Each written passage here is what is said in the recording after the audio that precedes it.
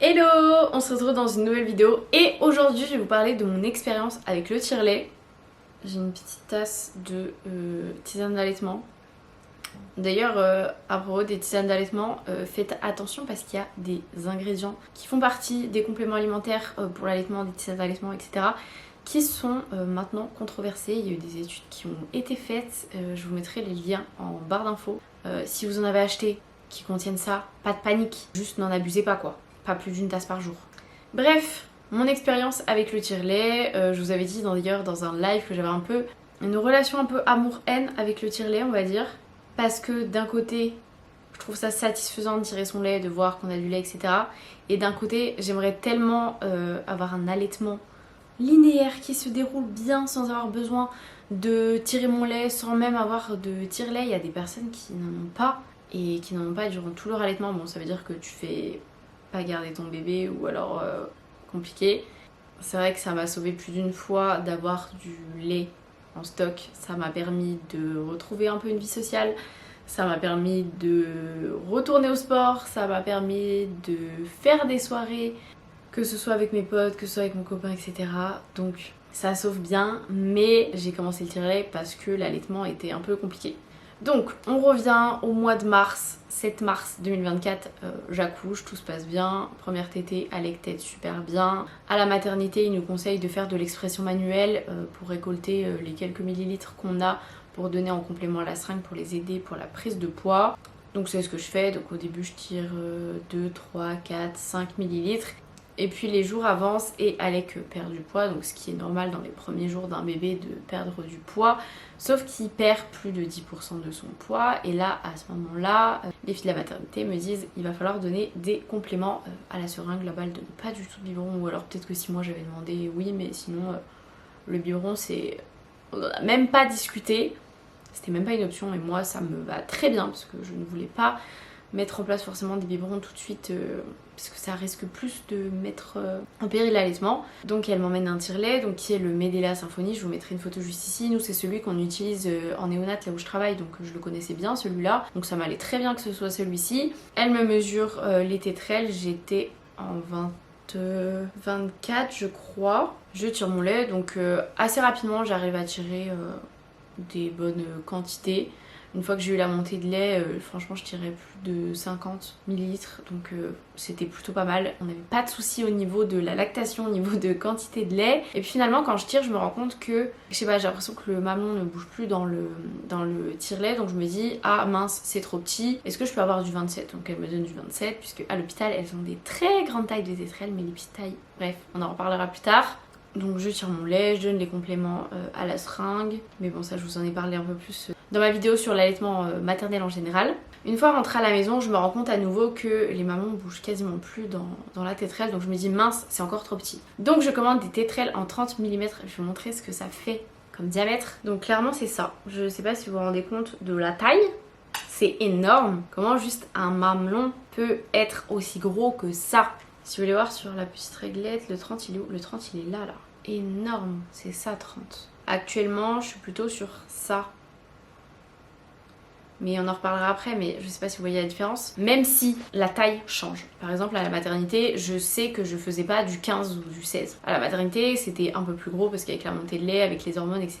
c'était un peu plus gros. Mais pas de là à aller jusqu'à 30. Sauf que, oui, je suis infirmière puéricultrice, oui, je travaille en néonat, oui, j'accompagne des mamans qui tirent leur lait, sauf qu'on n'est pas du tout formé sur comment mesurer en fait. On a très peu en fait d'infos et de formations sur tout ce qui est tir-allaitement, juste tirer son lait. Il manque beaucoup d'infos, très peu de personnes sont formées. Et maintenant, je le suis mais on en reparlera après. Tout ça pour vous dire que le 30 c'était beaucoup trop grand, je m'en suis aperçue assez vite. J'ai commencé à commander du coup des tétrelles de plus en plus petites. Donc j'avais du 27 à la maison parce que c'est ce que j'ai pris à la location de tire-lait. Donc j'ai recommandé à nouveau du 24, je me suis dit mais non mais c'est trop petit. Donc j'ai pris du 22, après j'ai pris du 21, après j'ai pris du 19, après j'ai pris du 17. Le 17 c'était pas trop mal, franchement je me suis dit c'est ma taille. Et à nouveau ça ne bougeait plus du tout dans les tétrelles. Donc je me suis dit, problème. Et j'ai suivi la formation de Madame Tirlet, je vous mettrai son lien dans la barre d'infos. Et elle a parlé des mamelons élastiques. Et je me suis dit, mais en fait c'est ça que j'ai. Alors c'est ça. Même si la taille est bien, en fait, ils sont élastiques et du coup ils vont très loin dans la tétrelle et t'as l'impression en fait que c'est trop petit. Mais ça bouge encore un peu quand même. On a remesuré, je pense que je suis entre 15 et 16. Franchement c'est entre 15 et 16 et dans sa formation elle dit bien qu'il faut des tétrelles en silicone si on a du coup les mamelons élastiques. Donc j'ai commandé sur le site de Lactech des tétrelles en silicone et vraiment c'est top. Après j'ai changé de tire-lait. J'ai pris le Spectra, je vais vous montrer. Donc les tétrelles en silicone en fait elles sont comme ça. Bon là il y a un petit peu de lait parce qu'elle était au frigo parce que j'ai tiré mon lait tout à l'heure. Et en fait en dessous il y a un petit renfoncement là. Et du coup quand le lait se tire, et bien ça se comprime un peu. Et c'est vraiment top, c'est super agréable à utiliser. Le seul truc c'est qu'elles sont pas totalement transparentes comme les autres tétrelles. Donc je trouve que c'est un peu plus dur de bien centrer le mamelon à l'intérieur. Mais elles sont cool. En même temps, vu le prix d'ailleurs, si vous voulez en acheter, ça coûte assez cher. Les frais de livraison sont très chers. En fait, il n'y en a pas en France parce qu'en France, on est trop nuls sur l'allaitement et sur le tire-allaitement. Ça n'existe pas en France, donc il faut commander ou aux USA ou au Royaume-Uni. Ce qui fait que vous pouvez avoir des frais de douane. Alors moi, j'ai eu de la chance, je n'ai pas eu de frais de douane, mais bon, les tétrelles sont quand même revenues à 60-70 €, donc c'est pas rien. J'avais trop peur de me tromper sur la taille. Le seul point négatif c'est que il y a 15 et 18 mais il n'y a pas entre deux et moi je pense que je suis plutôt vers un 15,5 16 mais là avec le 15 j'arrive à bien tirer donc tant mieux. Ensuite j'avais envie de changer de tire-lait depuis un petit moment et en fait mon Medela est cassé. Mon il l'a fait tomber, du coup il était cassé mais il fonctionnait encore. Mais je me suis dit à un moment donné il va falloir quand même qu'il le répare, donc je l'ai ramené à la location de tire-lait. Ils doivent l'envoyer en réparation et me dire ce qu'il en est. Mais du coup je me suis dit c'est l'occasion de changer de tire-lait et j'avais vu le Spectra qui est celui-ci que vous avez déjà dû voir un peu sur les réseaux sociaux. Son avantage c'est que, alors il se branche pour se charger mais une fois qu'il est chargé vous pouvez l'utiliser comme ça. Vous n'avez pas besoin qu'il soit branché à une prise, donc très pratique. Par exemple moi quand je bouge en voiture etc ou que vous êtes à l'extérieur, si vous voulez tirer votre lait vous pouvez sans être branché à une prise, donc ça c'est génial. Bon il y a les deux câbles. Le seul truc je trouve que c'est ces fils là qui sont un petit peu courts. Je crois qu'on peut recommander des rallonges sur Amazon mais je trouve que ça cher pour allonger d'un tout petit peu. Il est léger contrairement au Medela qui était vraiment lourd. Il est vraiment léger et surtout vous avez plusieurs fonctionnalités. Donc il y a le mode stimulation, je crois que Spectra ils appellent ça le mode massage et le mode éjection. Donc tout tire-lait devrait l'avoir. Si votre tire-lait n'a pas ces deux modes là, abandonnez le truc. Sachez que même le Medela manuel a les deux modes. Mais c'est super important, je vous en reparle après. Et ensuite vous avez pour modifier les cycles et pour modifier la puissance d'aspiration. Donc vous pouvez vraiment modifier beaucoup de choses. Avec le Medela vous aviez les deux mêmes modes sauf que vous aviez juste la puissance d'aspiration. Vous ne pouviez pas modifier le cycle. Et avec le Medela, si vous voulez revenir en mode stimulation, en fait il fallait rééteindre le truc et relancer, alors que celui-ci reste sur le même mode. Les deux s'éteignent au bout de 30 minutes je crois. Mais du coup le Medela en fait si vous revenez au mode stimulation ça repart à nouveau sur un tirage de 30 minutes. Lui vous avez également une petite fonction lumière. Bon c'est gadget mais si vous tirez votre lait la nuit je pense que ça peut être utile. Vous pouvez du coup tirer en double pompage mais aussi tirer en simple pompage. Bon avec le Medela c'est pareil, vous pouviez aussi. Mais vraiment le fait qu'il soit portable, le fait qu'il soit léger, ça change vraiment tout. J'ai l'impression de mieux tirer du coup parce que je peux plus contrôler tous les paramètres. Et en plus de ça les paramètres s'enregistrent pour les prochains tirages, donc ça c'est trop bien parce que une fois que vous avez trouvé le réglage qui vous correspond, vous n'avez plus besoin d'y toucher. Après évidemment suivant les moments de la journée, d'un jour à l'autre vous pouvez avoir besoin de descendre l'aspiration, la puissance etc, mais ça vous pouvez régler. Mais le fait que ce soit déjà enregistré c'est vraiment très pratique. Moi je sais que je change jamais, en tout cas j'ai pas de douleur, j'ai pas de choses comme ça qui me font changer les réglages. Je l'ai pris en location sur Grandir Nature, je l'ai commandé un soir, je l'ai reçu 24 heures après, donc ça c'est génial. J'avais fait commencer le contrat après la date à laquelle j'ai rendu l'autre pour avoir un relais des deux tire-lait et pas me retrouver un jour sans tire-lait. Il faut commander quand même le kit avec tout ça plus les tétrelles. Ce qui est trop bien avec le Spectra c'est qu'il vous envoie les tétrelles en fait en plusieurs tailles. Donc là à la maison j'ai plein de tailles de tétrelles, donc si vous n'êtes pas sûr de votre taille c'est trop bien. Et ça va jusqu'au 16 mm contrairement à Medela qui ne va pas jusqu'au 16. Donc j'ai le 16 mm à la maison, donc pas du tout en matière silicone. Celui-ci il me va également au niveau taille, je trouve. C'est vrai que le silicone est quand même mieux, mais je peux très bien tirer avec ça sans problème. Vous voyez d'ailleurs que si vous voulez adapter une tétrelle comme ça, qui est une tétrelle qui s'adapte sur le Medela Symfony par exemple, en fait il suffit de racheter juste ce petit truc là sur Amazon. Il y en a plein qui m'ont dit mais comment tu fais pour adapter tes tétrelles de ton ancien tire-lait sur le Spectra? Et bien comme ça en fait. Donc au lieu d'avoir tout en une partie, vous avez une partie qui se met sur le biberon et la tétrelle ensuite que vous adaptez, tout simplement. Sachez également qu'il y a des parties à changer dans le tire-lait assez régulièrement. Si vous tirez toute la journée, vous êtes tire-allaitante exclusive, etc., il faudrait changer je crois tous les mois. Et sinon, tous les 2 mois, il faut changer les parties en silicone. Alors pas la tétrelle évidemment, mais cette petite chose là, la petite valve, mais également celle qui est à l'intérieur de ça. Vous pouvez facilement en trouver sur Amazon, hein, pareil je vous mettrai les liens en barre d'infos. Si vous avez le Medela Symfony et que vous voulez changer les vôtres, sachez que j'en vends 2 packs de 2 sur mon Vinted. Peut-être qu'elles auraient été commandées d'ici là que je sorte la vidéo, mais voilà, si vous avez le Medela Symfony et que vous voulez changer les petites membranes en silicone, il y en a sur mon Vinted. Mais bref, je suis trop contente de ce tire-lait. En plus de ça, les biberons comme ça s'adaptent avec les biberons Philips Avent que j'utilise pour Alec. Donc si je veux, je peux adapter la tétine de son biberon là-dessus. Donc trop pratique. Ou alors je peux même adapter son biberon directement sous la tétrelle. Donc vraiment très pratique. Sachez que dans le kit du Spectra vous avez les petits bouchons pour mettre sur les biberons, mais vous avez aussi la tétine. Alors je crois qu'elle a un débit peut-être assez rapide, mais en tout cas si jamais vous louez ce tire-lait, vous pouvez ne pas avoir besoin d'acheter un biberon en plus en fait. Moi je ne l'ai pas utilisé, mais sachez qu'il y a ça avec. Moi je préfère les Philips Avent en débit 1 parce que le débit est très lent et je trouve que c'est mieux pour éviter la préférence sein biberon. Qu'est-ce que je voulais vous dire d'autre? Bon, ça c'était tout ce qui concerne les tailles de tétrelle, le tire-lait. J'ai eu pas mal de baisses de lactation.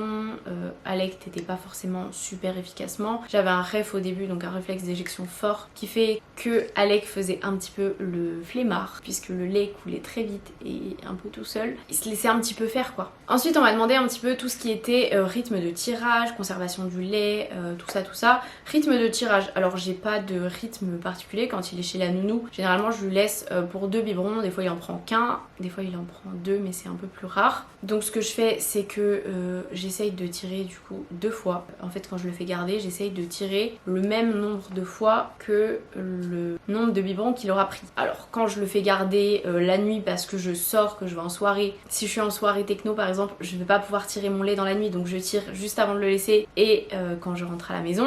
Sinon, quand il est à la maison avec moi, au tout début, je tirais sur le sein qui ne buvait pas puisqu'il buvait un seul sein par tétée. Et puis finalement, il a très vite bougé beaucoup pendant les tétées. C'était impossible en fait de tirer sur le sein qui ne tétait pas parce qu'il bougeait beaucoup trop, il faisait tomber la tétrelle, c'était trop chiant. Donc ça j'ai arrêté de faire. Sinon généralement quand je sais que j'ai besoin de faire du stock, je vais tirer une fois qu'il est à la sieste. Étant donné que je suis en allaitement exclusif à la demande, je veux pas tirer alors qu'il est en train de jouer pour que finalement il réclame ma tétée 5 minutes après. Donc j'essaie de faire ça. Donc généralement la journée, soit je tire pas du tout, soit je tire une fois qu'il est couché le soir parce que c'est là où je sais que j'ai normalement le plus de temps. Donc je tire entre 0 à 4 fois par jour. Sauf quand j'ai eu les baisses de lactation, je tirais quasiment après chaque tétée. Enfin quand je dis quasiment après chaque tétée, c'est 4-5 fois dans la journée parce que c'est compliqué de tirer plus. Parce que si c'est une tétée qui a été une demi-heure après nos tétées, je ne veux pas retirer à nouveau le lait.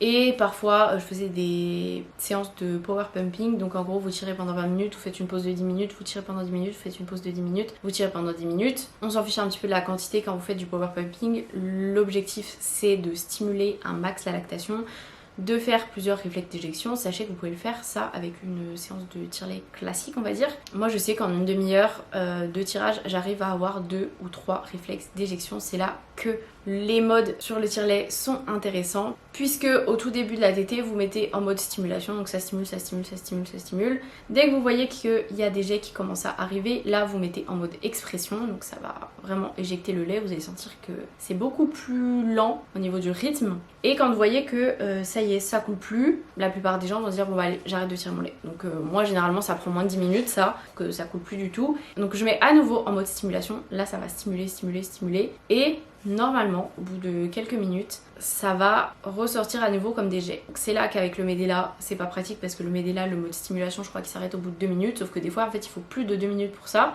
Et quand il y a à nouveau les jets, hop, je remets en mode expression et ça, je peux le faire une 3e fois. Voir si vous arrivez à l'avoir assez vite, vous pouvez faire une 4e fois. Mais si vous le faites déjà 2-3 fois, c'est top parce que ça stimule un max. Si vous voulez stimuler un maximum aussi, c'est vraiment de vider vos seins. Pour produire plus de lait, en fait, c'est un système d'offre et de la demande. Donc, quand vos seins sont totalement vides, ça envoie un message qui dit il faut reproduire du lait. C'est pour ça qu'en faisant plusieurs réflexes d'éjection, vous videz au max vos seins. Vraiment, vos seins sont bien vidés. Et là, ça envoie vraiment le message comme quoi il faut produire à nouveau du lait. J'espère que j'aurai été assez claire. Sachez que c'est un sujet qui me passionne, que ce soit l'allaitement, le tire-allaitement, et c'est mon métier en fait, donc je trouve ça super intéressant et je trouve ça bien de connaître plein de choses et de nouvelles techniques pour mieux accompagner les mamans. Et puis ça me sert aussi du coup dans mon expérience perso de maman allaitante. Voilà. J'espère que ça aura été assez clair. Si vous avez d'autres questions à me poser là-dessus, n'hésitez pas à me poser tout ça dans les commentaires. Peut-être que je pourrais vous faire d'autres vidéos ou alors des vidéos plus courtes sur des sujets un peu plus particuliers, un peu plus précis sur TikTok ou autre. En tout cas, j'espère que cette vidéo vous aura plu. Si vous tirez votre lait, si vous êtes en allaitement et que c'est compliqué, bon courage, soyez accompagnés, soyez épaulés dans votre quotidien, que ce soit par le coparent, par vos familles, par vos amis. Mais surtout si vous avez un souci avec l'allaitement, des questions, que bébé prend pas beaucoup de poids, essayez de vous rapprocher d'une consultante en lactation certifiée IBCLC, c'est encore mieux. Moi je sais que j'en ai une à ma PMI et c'est vraiment cool parce que du coup les consultations sont gratuites. Sachez que certaines aussi peuvent vous faire feuille pour que vous soyez remboursé ou en tout cas une partie par la mutuelle suivant votre mutuelle. Mais c'est important d'être bien accompagné parce qu'il y a très peu de cas où vraiment il y a une cause médicale qui fait que vous ne pouvez pas allaiter. Dans la majorité des cas, vous pouvez. Le seul souci, c'est le manque d'accompagnement, le manque d'information, le manque de formation. En tout cas, je vous fais de très gros bisous et je vous dis à plus tard dans une prochaine vidéo.